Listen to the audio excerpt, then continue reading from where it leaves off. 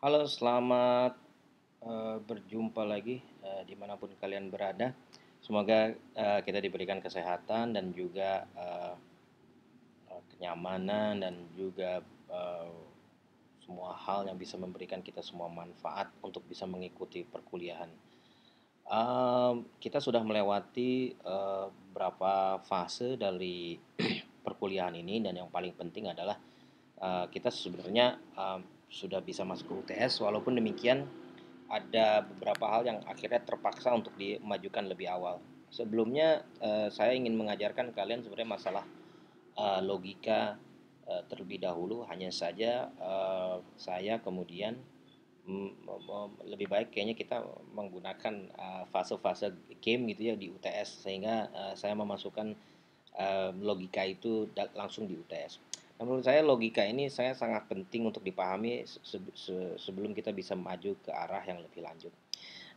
Itu ya, masalah logika itu nomor satu. Nomor dua adalah sebenarnya kita seharusnya sudah mencapai pertemuan ketujuh sebelum UTS, tapi di absen kita sampai pertemuan keenam, jadi masih ada satu pertemuan lagi sebenarnya. Tapi no problem, kita bisa mengejar itu dengan waktu yang ada dan juga interaksi yang baik dan juga kemampuan kita untuk bisa menyampaikan informasi lebih intens ya. Dengan demikian kalian sebenarnya bisa mengejar materi ini jika kalian lebih aktif di Google Classroom. Dan ketiga, selain itu tadi ya, masalah logika dan kemudian teknis perkuliahan kita, kita juga saya masih melihat bahwa sebenarnya ada beberapa dari kalian yang masih mengalami kesulitan untuk memahami sebenarnya mata kuliah ini tentang apa seperti itu, dan saya harap kita bisa menyelesaikan, bukan menyelesaikan ya, kita bisa melangkah lebih lanjut sebenarnya kita apa nih semiotika ini yang bisa kita sampaikan. Kemarin pertemuan yang terakhir itu agak nggak enak juga, koneksinya sangat buruk sekali dan kita akhirnya bisa kuliah sampai malam dan sebagainya. Itu adalah bagian dari bagaimana kita sebenarnya berkomitmen untuk memberikan kalian pemahaman yang besar tentang mata kuliah, dan di tengah COVID ini kalian masih bisa belajar seperti itu ya. Oke, ini adalah review dulu ya, review dulu semiologi yang perlu sampaikan. Ini adalah masalah yang tadi ya, sebenarnya apa sih semiologi itu? Nah, semiologi itu sebenarnya adalah studi tentang tanda, tapi juga saya mengatakan ini tentang ilmu tentang pemaknaan. Dan juga saya sampaikan bahwa apa namanya, semiologi juga adalah bagian dari uh, uh, fokus dalam komunikasi yang paling awal. Jadi fokus komunikasi yang paling paling awal ini dimulai dari ini ya, semiologi. Nah, dan kemudian peristilahannya pun suka berubah-berubah. Ada semiotika gitu, tapi sebenarnya itu sama saja. Semiotika dan semiologi sama saja. Semiologi itu sangat bergantung dengan ilmu sosial. Dengan demikian, apapun yang kita pahami di sini itu tergantung dengan keadaan sosialnya, keadaan budaya. Dan aspek dari sosial, selain sosial, selain budaya dan ekonomi, juga politik dan juga sejarah dan juga banyak hal. Dan seperti COVID juga memberikan kita gambaran apa sih sebenarnya yang kita hadapi sehari-hari untuk memaknai semiologi.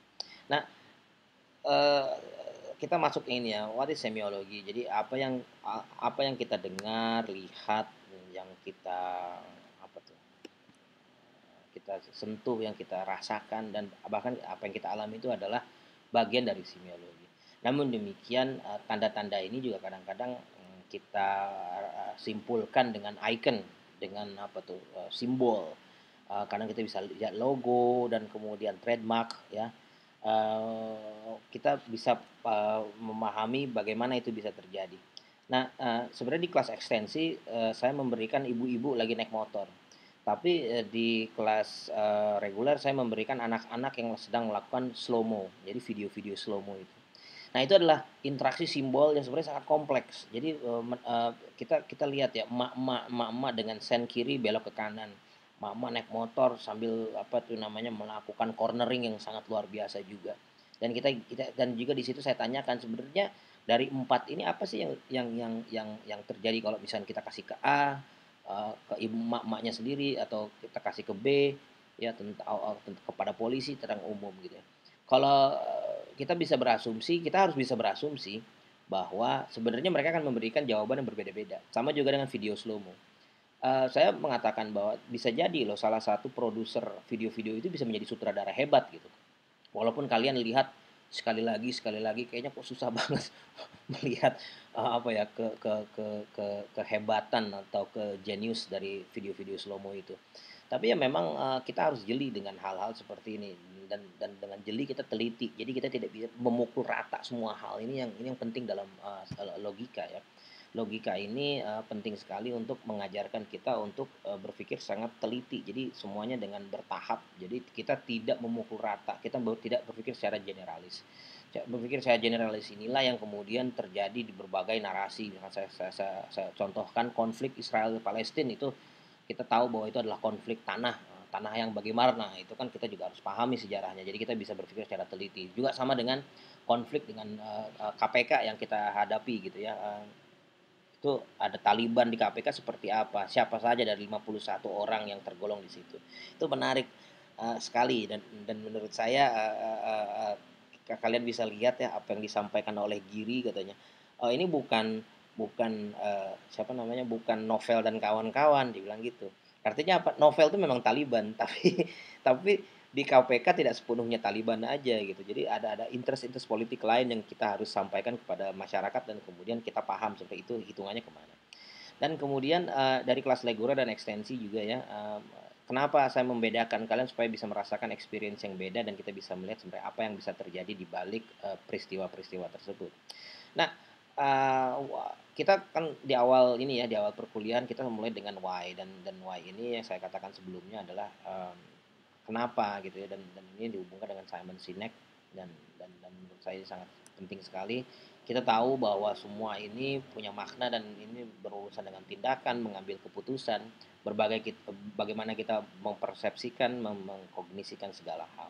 Dan kita kemudian how-nya kita mencari struktur. Jadi struktur tentang pemaknaan tersebut. Nah, formalisme dan pragmatisme ini ya, antara lain adalah logika, yaitu ilmu pengetahuan itu tersendiri. Bagaimana kemudian misalkan kita tahu bahwa orang bisa berpikir seperti itu karena dia memiliki latar belakang tertentu. Bagaimana dia memiliki perspektif yang saya sebutkan di awal di beberapa perkuliahan yang lain gitu ya. Perspektif orang tersebut tidak mungkin melihat suatu gejala-gejala tersebut ketika dihadapkan dengan suatu peristiwa dan ini sangat penting. Ketika sudah bermain struktural kita sudah tahu kan sebenarnya seluruh itu adalah memperciptakan suatu sistem dari pemaknaan. Jadi yang disebut dengan system of meaning itu salah satunya adalah bahasa. Salah satunya ya, tidak kemudian menjadi patokan yang utama dan yang saya sampaikan sebelumnya semiotika itu sebenarnya lahir dari bahasa. Jadi uh, kontribusi bahasa terhadap ilmu komunikasi itu adalah semiotika. Dan kita bisa lihat ada EYD misalkan. EYD itu adalah sesuatu yang jelas itu adalah system of meaning ya, system of language, system of symbol sebenarnya. Jadi dengan bahasa kita tahu bahwa ini ada aturan-aturan tertentu jika mana dilanggar dan kemudian maknanya bisa berubah dan gitu ya.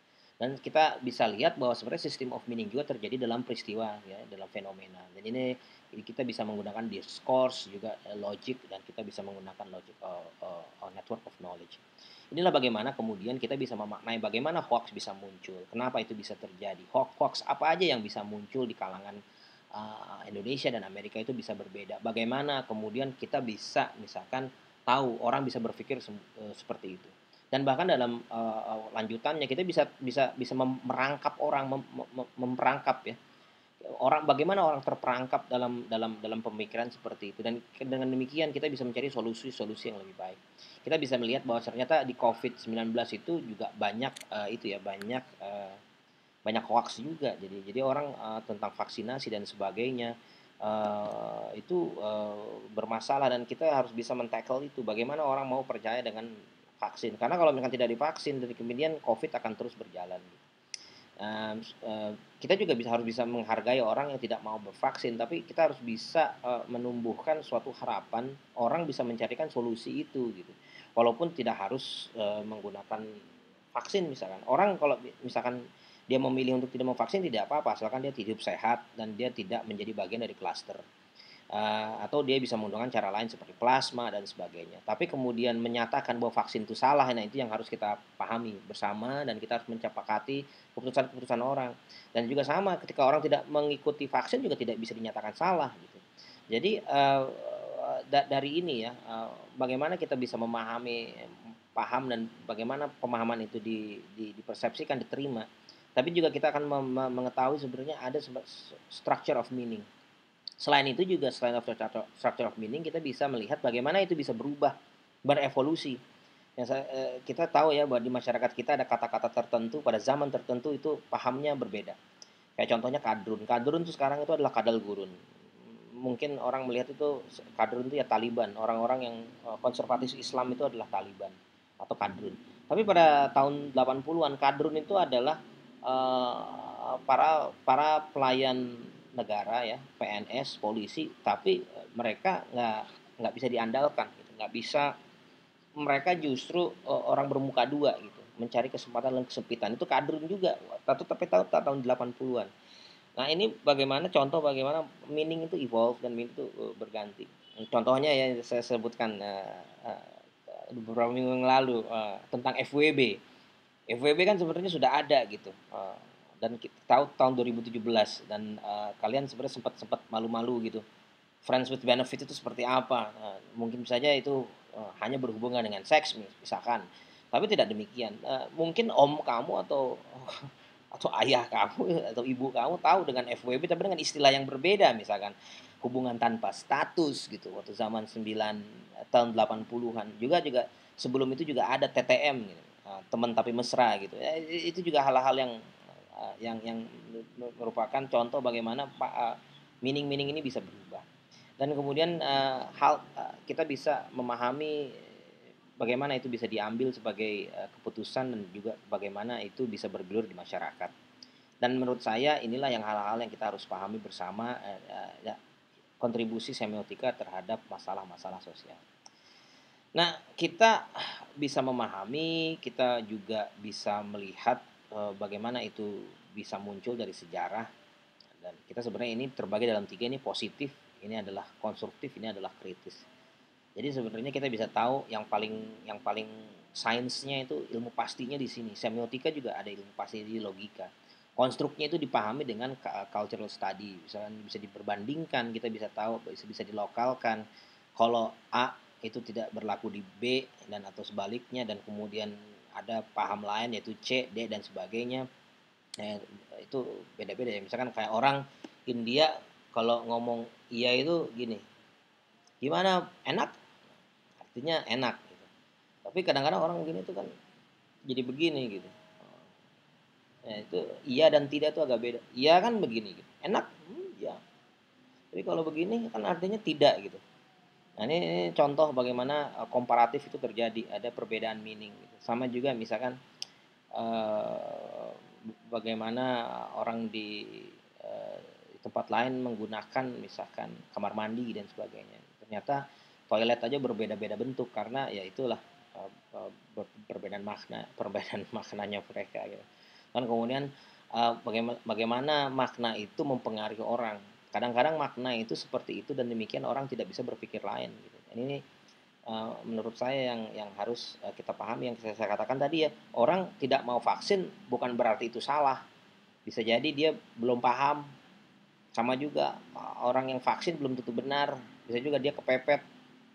Bisa jadi juga dia memang harus vaksin. Sebenarnya padahal dalam dirinya mah nggak mau gitu vaksin itu. Bisa jadi seperti itu. Ini sebenarnya kontrol ya itu tadi ya, ini adalah positif, ini kontradiktif, konstruktif, dan inilah partisipatif, ini yang harus kita pahami ya. Kritisnya.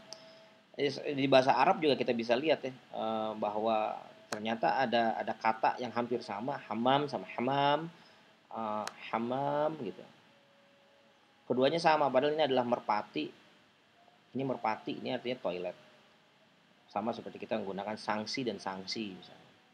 Ini bagaimana kita tahu itu beda daripada pemakaiannya, lalu daripada simbolnya juga gitu. Walaupun di belakangnya ada tok marbuto gitu di belakang hamamah, untuk ini ya, coba kita lihat di sini misalkan hamam kalau dalam, nah ini bahasa Arab. Tapi kalau merpati misalkan itu juga sama, hamamah. Nah, seperti ini.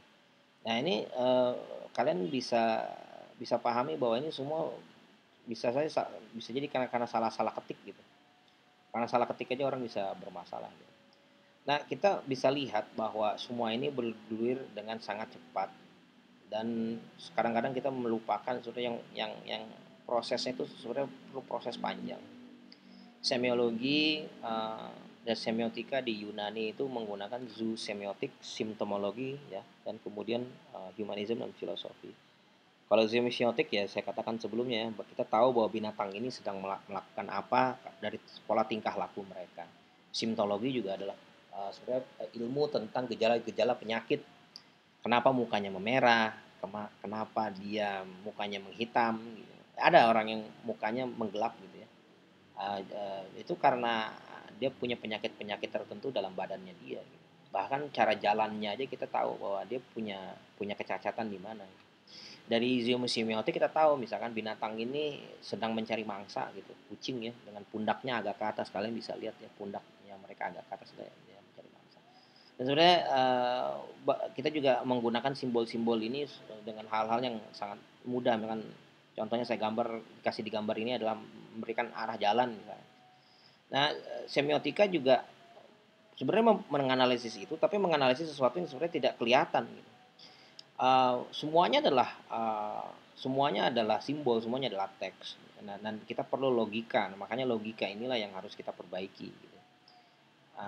Atau kita ketahui, logika nggak bisa diperbaiki. Nah, ya, ini juga yang paling penting ya. What are the experience dan sebenarnya apa sih di balik itu, kan orang menggunakan visi dan misi. Nah, visi misinya itu seperti apa? Dan sebenarnya semua pengalaman tuh punya konteks. Konteksnya itu pada apa? Misalnya pada tindakan-tindakan yang harus kamu pahami. Ini adalah sebenarnya contoh simple dalam semiotika yang saya gunakan dalam creative thinking ya. Ini adalah gambarnya, saya lupa, Raphael atau Michelangelo ya, saya lupa. Dan ini adalah gambar lelaki gitu ya, lelaki tidak berbusana dan dia seolah memberikan menyentuh tangan dengan seorang lelaki yang berjenggot putih tapi dia berbusana. Lelaki putih yang berbusana ini adalah dikelilingi oleh bayi-bayi dan mungkin orang-orang kita tidak paham. Nah, ini kan ini secara kita pahami secara positifis, artinya apa yang kita lihat. Tapi sebenarnya yang kita pahami itu agak beda. Yang kita pahami itu adalah ini Nabi Adam sebenarnya, manusia pertama yang diberikan kemandirian atau diberikan berdaya, diberikan kekuasaan. Kalau dalam mungkin ya, dalam bahasa Al-Qur'annya menjadikan dia seorang khilafah. Dan kemudian kita tahu ini adalah sebenarnya representasi dari Tuhan. Kenapa berjenggot tua dan nggak tahu ya apa ini putih berlinian putih ya. Dan dia dikelilingi oleh the heavenly bodies gitu ya, kekudusan gitu. The heavenly bodies itu digambarkan dengan orang-orang yang bayi-bayi atau anak kecil yang telanjang. Nah, kita bisa lihat bahwa ada 3 objek yang kita bisa perhatikan gitu ya, si lelaki, tangan dan ini kayaknya agak kompleks yang kita harus perhatikan. Tapi sebenarnya yang kita pahami lebih besar tuh sebenarnya adalah ini yang agak lebih kompleks. Kenapa kok dia melayang dan dia berselendang merah dan sebagainya. Tapi menurut saya yang lebih menarik adalah bentuk ini ya. Rafael menandakan bahwa ini sebenarnya tidak lain dari bentuk otak sebenarnya. Dan ini sebenarnya sudah banyak dibicarakan oleh berbagai ahli. Otak itu adalah sumber dari pengetahuan dan sebenarnya ini menjadi simbol dalam lukisan ini bahwa otak itu adalah sumber ilmu pengetahuan yang bisa memberikan atau memberdayakan kita, yang memberikan kekuasaan, yang bisa memberikan kita kekuasaan atau kekuatan di dunia ini adalah ilmu pengetahuan sebenarnya seperti itu dan representasi, dan ini diberikan dari orang-orang yang di atas. Nah, itu adalah contoh kecil bagaimana kita menganalisis semiotika sebenarnya, dan itu nggak susah kok, kita bisa mengarang dan sebagainya. Tapi kemudian kita harus punya logika, itu yang paling penting tuh. Logikanya kenapa dia disebut Tuhan? Karena dia berjenggot putih, nah sepertinya itu. Kenapa kenapa jenggot putih kok punya punya asumsi pada entitas yang lebih tinggi, misalkan karena dia bisa jadi lebih tua, lebih dewasa, sesuatu orang kita hormati dan sebagainya. Dan menariknya kenapa Tuhan ini digambarkan sebagai manusia dan sebagainya. Nah, itu kan adalah hal-hal yang sebenarnya kita bisa lakukan dengan sederhana. Uh, Salah satu cara untuk memahami semiologi itu adalah dari akarnya, yakni dari sejarah. Nah, sejarah ini penting sekali oleh orang-orang Stoik dan Epicurean, dan di, mempunyai konstruk memiliki fungsi tertentu. Apakah natural tidak memiliki fungsi? Ya, bisa jadi pada waktu itu ada tanda-tanda yang yang yang yang tidak mengacu kepada mana-mana tertentu gitu. Uh, kita semua belajar dari proses kemanusiaan. Dua dari orang ini sebenarnya ada banyak ya, walaupun saya cuma mengambil tiga, yaitu Saint Augustine, William of Ockham, sama John Locke.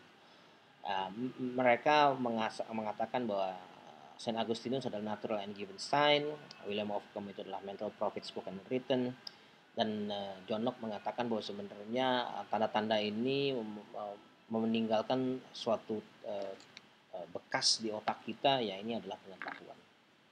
Nah, semua itu sebenarnya bisa kita rangkum bahwa sebenarnya semiotika itu banyak maknanya, dan kita tidak bisa menyatakan satu hal dengan lainnya dengan tepat karena itu berhubungan dengan sejarahnya. Makanya saya menggunakan kasus di Israel Palestina itu kan tergantung dengan sejarahnya. Menarik bagaimana kawan kalian berkata, menarik ya, kalau nggak salah dari kelas reguler saya bilang, orang-orang Israel itu kan menduduki tanah di sana karena disuruh oleh Tuhannya. Lalu kawan kamu bertanya, oh saya tidak tahu Pak, apakah itu benar atau tidak. Kalau misalkan ternyata itu benar, misalkan ya, bahwa Tuhan menyuruh orang-orang Israel untuk menduduki Palestina di West Bank gitu ya, di Gaza, apakah menjadi benar? Tidak juga. Nah ini kan menarik. Yaitu kalau begitu Tuhan menyuruh manusia untuk melakukan hal yang salah. Nah ini yang logika kita yang harus diperbaiki. Saya bilang bisa jadi interpretasinya salah. Bisa jadi Tuhan menyuruh apa, cuman diinterpretasikan harus menduduki itu. Sama halnya dengan itu ya, sama halnya dengan pemahaman kita tentang bumi itu datar. Ada ayat Al-Quran yang mengatakan bahwa langit dan hamparan katanya. Jadi ternyata langit itu adalah langit itu yang di luar ya, yang di luar jendela ini yang warna biru gitu. Itu langit, yang di bawahnya adalah tanah, hamparan. Ternyata bisa jadi hamparan itu adalah Bima Sakti. Nah, jadi terjadi perdebatan tuh. Hamparan itu bumi, bukan Bima Sakti gitu. Nah, bahkan ada orang mengatakan bahwa kita ini sudah mencapai suatu proses pemekaran gravitasi yang mana kantung-kantungnya sudah tidak mungkin lagi berhubungan. Bisa jadi kita tidak bisa menemui kantung-kantung gravitasi itu gitu. Makanya orang mengatakan kenapa kita nggak pernah ketemu sama alien ya, karena kantung-kantung gravitasinya semakin lama semakin tipis gitu. Nah ini perlu pemahaman yang lebih untuk bisa memahami itu. Jadi kadang-kadang kita terperangkap dalam ilmu pengetahuan sehingga kita menginterpretasikan sesuatu dengan apa adanya. Sama halnya dengan orang zaman dulu melihat hujan misalkan, oh itu Tuhan lagi nangis katanya. Terus di tengah hujan ada geluduk, oh Tuhan lagi marah. Padahal hujan tuh nggak ada, bisa jadi nggak ada hubungannya dengan dengan suatu entitas yang sedang sedih atau marah. Karena Tuhan mungkin lebih besar daripada hujan. Tapi kita tahu bahwa langit itu besar, ya udah kita anggap langit itu miliknya Tuhan. Padahal kalau kita lihat bumi itu kecil, ada lagi yang lebih besar. Nah, makanya John Locke mengatakan bahwa tanda-tanda ini ya mengacu kepada pengetahuan. Kita harus bisa memperluas pengetahuan kita tentang tanda. Mungkin itu aja yang bisa saya sampaikan. Terima kasih atas waktunya dan kita bisa lanjutkan. Assalamualaikum warahmatullahi wabarakatuh.